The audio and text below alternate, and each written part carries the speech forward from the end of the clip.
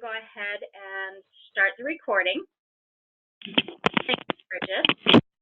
This is the NEMSIS v3 implementation call for May 22nd. Welcome, everyone. We were excited to be able to see and meet a bunch of you last week at NEMSIS. We really appreciate your input and all of the great takeaways that we were able to glean from the great discussion. We're going to go ahead and start with Bridget. Bridget's going to talk about our NEMSIS annual meeting that's coming up. Good morning, everybody. Just wanted to kind of touch bases with you and give you kind of where we're at right now on the annual meeting. Everything has been set. We're almost ready to go. We do have the registration costs set and should be right about the same as we had last year, so it's going to be a little bit cheaper. So we're going to do it at $275 this year. That does include your activity that we're going to do. We're going to head back up to Park City Mountain Resort again. Hopefully it will not rain. So cross your fingers. Maybe with it being a little bit sooner in August, we'll have a little bit better weather this year than we did last year. I was hoping to have the registration link up and ready to go. Deer Valley is still holding it for one more day. They were just waiting for the last part of the deposit to come in from us. So I should have that either today or tomorrow. As soon as I have that ready to go, I will email everybody. We'll send it out in the Google group so we can get the registration started for everybody, and then everything can be taken care of. That's going to have your hotel cost. Again, just remember that the Park City is going to be included into that registration cost. We're going to do just the snack bags that we did last year, and then if you guys wanted to do supper on your own after that, feel free, obviously, to do that. As far as the agenda, we do have kind of a draft agenda for you guys right now. It is up on the website. You can definitely take a look at that. Now, we did add on Sunday afternoon, if you guys are able to come in, we're going to do a boot camp. So that's going to be for the state EMS officials only, no vendors. Sorry, guys. What that is going to be just extra tools and to help you guys understand and to help learn those things, refresher courses for you guys, updates on the NEMSIS standard. Now, this is completely optional, no additional cost, but we would love to have whoever wants to come in. If you're going to be there, please join us, and we'll be definitely happy to have you there. It will be from about 3 o'clock in the afternoon till about 7 o'clock in the evening. We're going to have some snacks available to you guys. I know this kind of runs a little bit through dinner. Clay, did you want to go ahead and jump in real quick? Oh, yeah, no, I have another topic, but I would just would love to have as many state EMS officials as possibly can come. I think the boot camp will be incredibly valuable. It'll really be an opportunity for us to just make sure that you have great expertise with the products that we make available to make your jobs easier, right? So we want to provide you with as many tools as we can so that you can look at data quality, look at data submissions, and be able to communicate things back to your agencies that are important for them to be able to move forward with quality data. So that's really the purpose of this boot camp. Fantastic. A couple of the other topics that we're going to go over in this boot camp, we're going to do some of the pertinent negatives in our custom elements, the use of the data set builder, the V3 cube, Tableau reporting, and I'm sure, you know, questions and answers once we're in there. It's going to be in the El Dorado room, which is where we had everything set for breakfast last year. I know we kind of sat inside and outside on the patio, but it's going to be that little bit smaller room. So that's going to be set and ready to go for everybody. And then we're going to have that marshmallow roast in the evening again. I thought that was so much fun. I got to know a lot of you guys last year through that. So just come on out there, have some fun, relax, enjoy it. It's going to be amazing weather. And I can't wait to see everybody.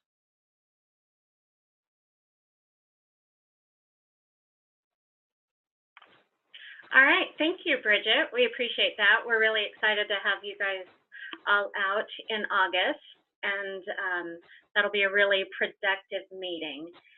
let's see. Clay, I'm going to go ahead and turn the time over to you for a little bit. We've had some adjustments to the agenda, so we're going to do another adjustment real quick on the fly. Bridget, you want to release your screen and let Clay take that? Great, thank you. I apologize for jumping in just real quickly. I see if I can get my screen. Here we go. Received a call this morning from the Office of EMS at NHTSA. So this is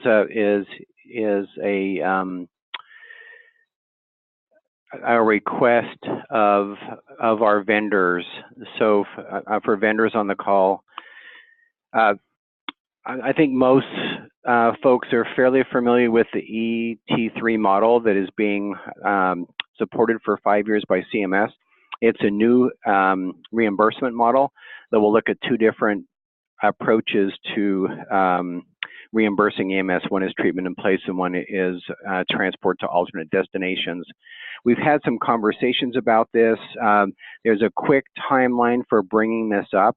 So CMS is trying to really get the RFPs out this summer with the idea of in the fall of 2019 choosing up to 40 two-year projects for cooperative agreements, really for payment, I think for 3 years. So its start date to actually begin the process is January of 2020, so a very aggressive timeline.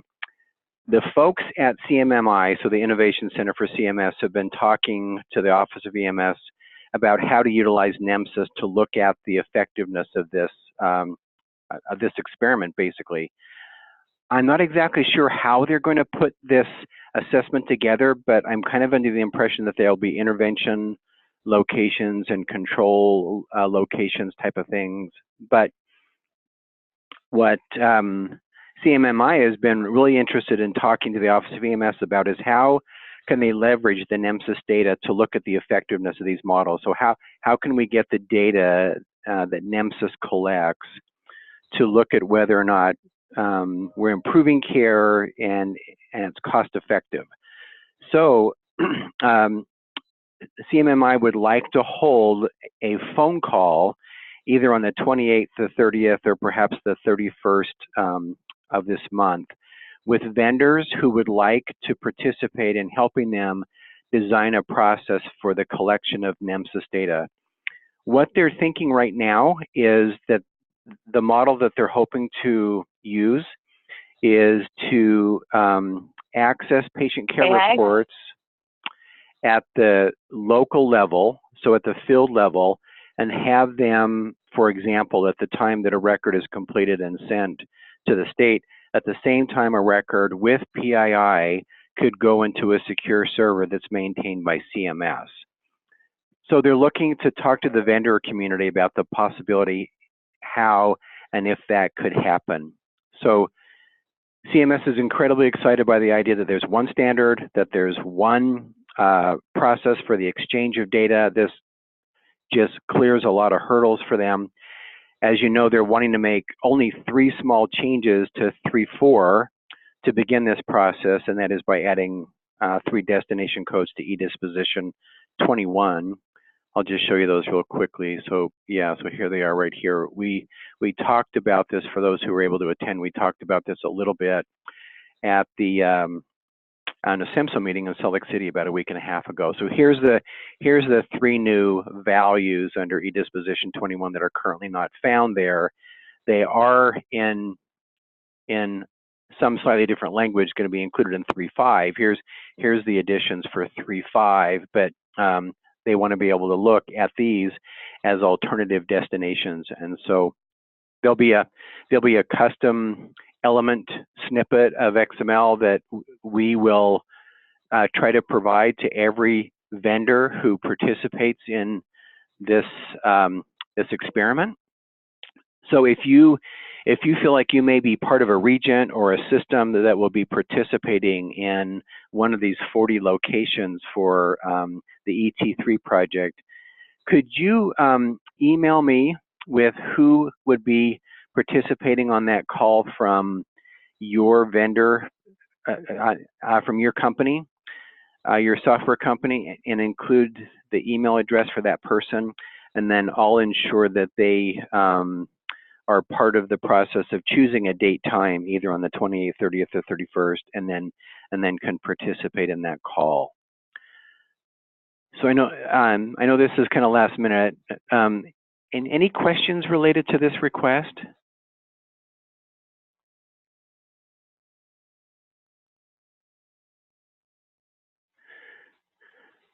Okay, all right. So I'll look forward to receiving those emails.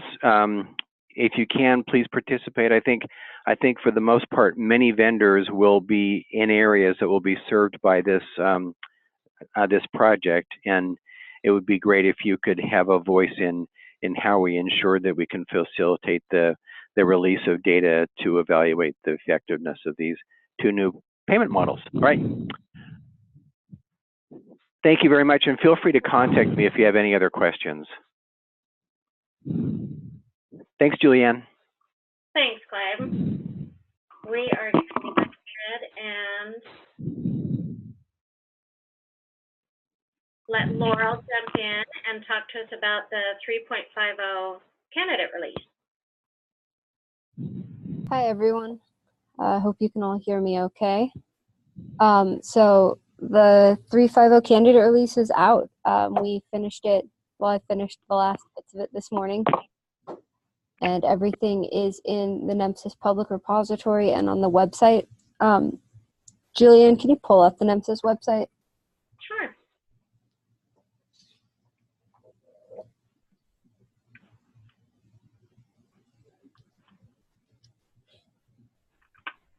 Are you seeing that? No, I'm still seeing the agenda. Okay. So let's do new share. How about that? There we go. So Okay. if you've been to our website today, in the last 30 minutes, you might have noticed that it says B350 candidate release is available here. So we changed that this morning because we're done. It's ready. And that first button, view the candidate release, will take you to a page that might look familiar, but everything on this page has been updated to our final version. I say final with kind of quotes around it because I know that we're going to have some more changes, but this is everything we think that we want to include and everything we've done up to this point. There are these are the documents you've seen before, but we also now have the actual schematron files as well as sample data, text, delimited files that describe all of the elements and all sorts of other things that are in the Git repository. So if you were to click that big red link at the bottom of the page there, that would take you to the Git repository where you could really see all of the items. As you can see, there's just quite a lot of folders here, even at the top level, so I'm not going to step through everything. The things that have not yet changed would be the usage guides and suggested lists and the translation documents and compliance. All of those are dependent on what happens in the final release, but almost everything else has been updated.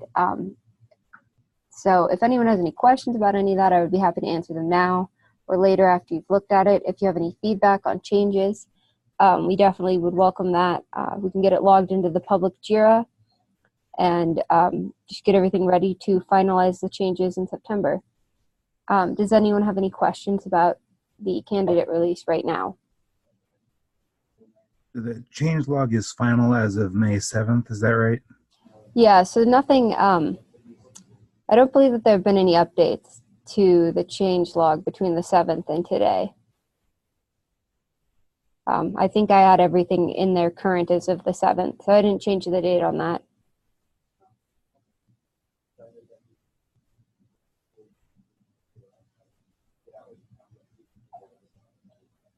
I do apologize for how long that change log is. It's like 100 pages. We did quite a bit of work to update almost every part of the standard. No, you're fine. Hopefully we don't have to do it again for a very, very, very long time.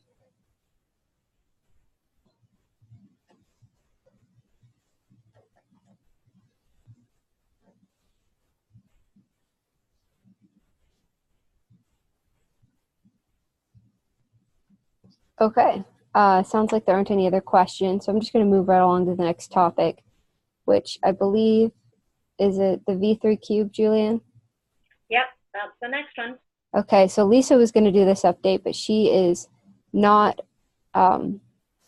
not on the call today, so she asked me to just provide some information. So we currently have a beta version of our public V3 cube out on the website.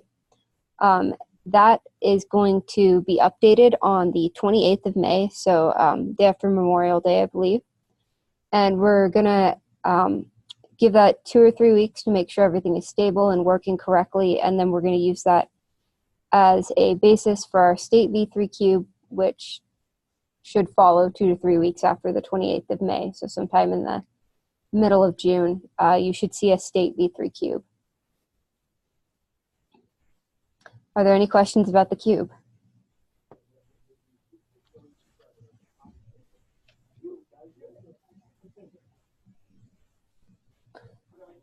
Okay, great. If anyone has any questions about the cube or thinks of anything they want to know about that project, please send Lisa an email because she knows far more than I do. Did I have anything else, Julianne, or am I good? You do. Just one more on the timeline for state-specific deployments.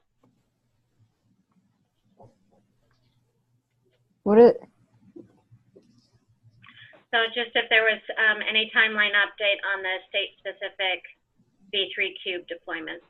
Oh, yeah, I covered that. It's going to be 2 to 3 weeks after we update the public cube. So sometime in mid-June for the state cube. Now, I really do think that's everything.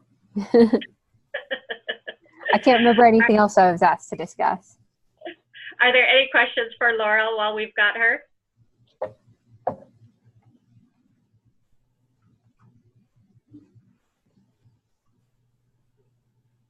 Okay, thanks everyone for letting me talk to you for a minute. Thank you, Laurel. Let's go ahead and move on to Josh with performance measures deployment. Good morning. Just a quick update on the performance measures service and Tableau dashboard that will soon be published. We have one development task that's being completed, just one remaining development task, which is to implement the date cutoffs for the data. We'll keep 2 previous years plus the current year in this web service. And so we're just working on implementing that so that we drop the old years of data when those years roll around. As soon as that's done, then it's ready to go to production. So should be in production here in the next couple weeks. And with that, then we will release the Tableau dashboard for the public to use. We'll release the web service, of course, for vendors to start implementing into their analytics services.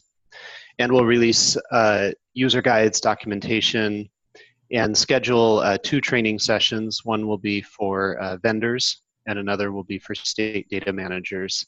And so don't have those scheduled yet, but I would anticipate that we're probably shooting for probably a couple of dates in June based on our current estimates for the timeline. So just a heads up that that project is very close to being ready, and you'll soon be able to start developing your own processes and products on top of that service. Any questions on the performance measures service?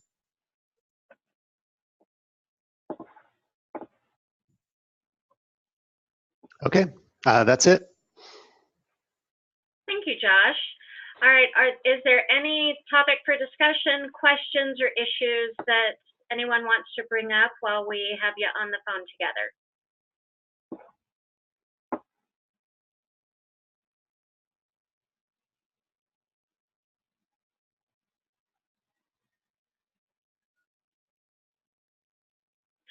So we want to thank you guys for the great feedback and discussions that we had with you last week at NEMSIS.